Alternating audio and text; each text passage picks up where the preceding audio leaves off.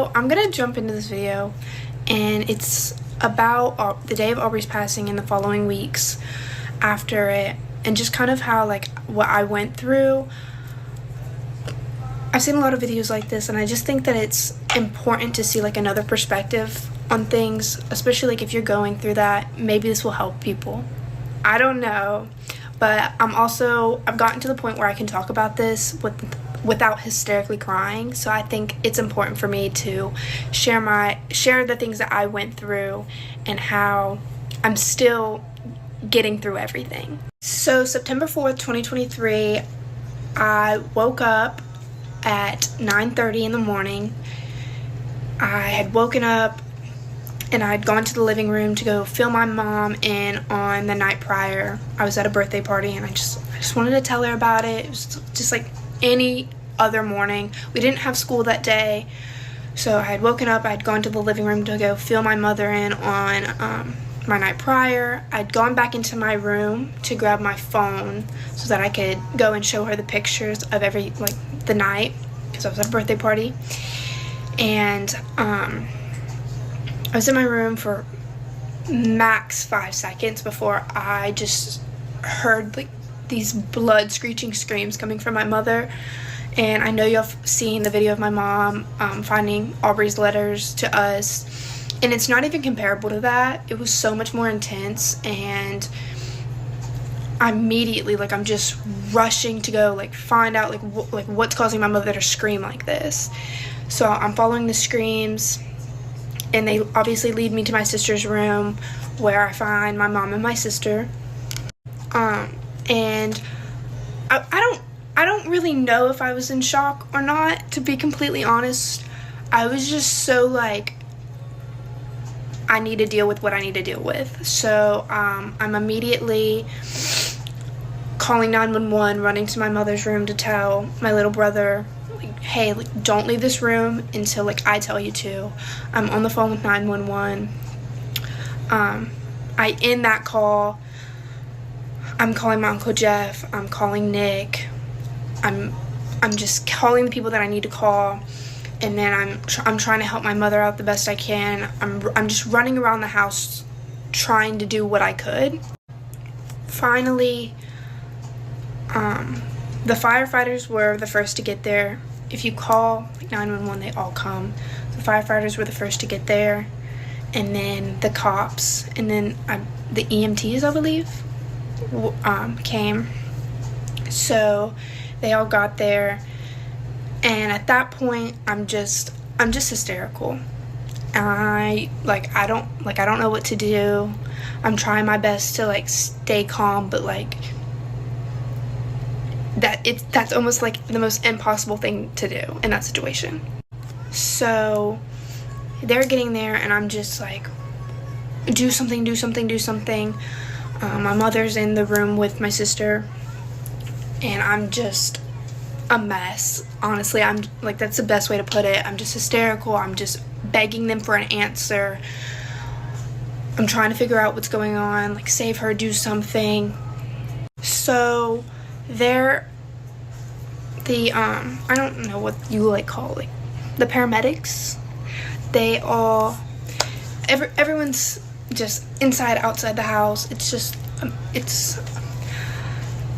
it's crazy. And Nick had finally arrived, and I mean, I just broke down. Like, as soon as he got there, I'm just like, I really did try to hold myself together, and then the minute he got there, I'm just immediately a hot mess. I'm just bawling my eyes out. And at that point, we knew Aubrey had passed. So at that point, it was just, it all happened, like, time went by so fast for me. And so I'm a hot mess. Like, at this point, like, I know my sister's not gonna wake up, but I'm like, I need to check on my mom. I need to check on Riker. So I'm running back and forth between checking on my mother and going into her room and making sure that Riker's okay and that he doesn't need anything. And so while all of this is going on, I'm going outside. Like, I was just running around so much. I don't know why, okay? So I go outside, and I see that my Uncle Jeff had pulled up, and I've never like broke down like that in my whole entire life. Like he gets out of his truck, and I run and I just fall. It's like a scene you see out of like a movie. I'm just running and I literally fall in the grass, and he's like picking me up, and then he's crying, I'm crying, like I'm hysterical. I'm like, she passed away, I don't know what to do anymore. I'm a hot mess. So at this point, a couple hours, like I'm not gonna go into detail about every little thing, some of that is private. So at this point, I'm just, a few hours have passed, we're all in the house, and we're just like kind of just trying to figure out how we're gonna tell Riker, because he still doesn't know anything that's going on. He hasn't even left my mother's room yet, and I'm gonna leave that up to like my mother to talk about. It's not my place. I'll leave. When she comes back, she can talk about it. That's just an emotional roller coaster itself. So, like the weeks following Aubrey's passing, I didn't go to school for 2 weeks. I was with my mom. Went to my mom to like all of like the things for her funeral, like we and all of that. Helped her plan everything, and it was a beautiful ceremony. It was definitely it's still emotional, but it's not something easy to go through.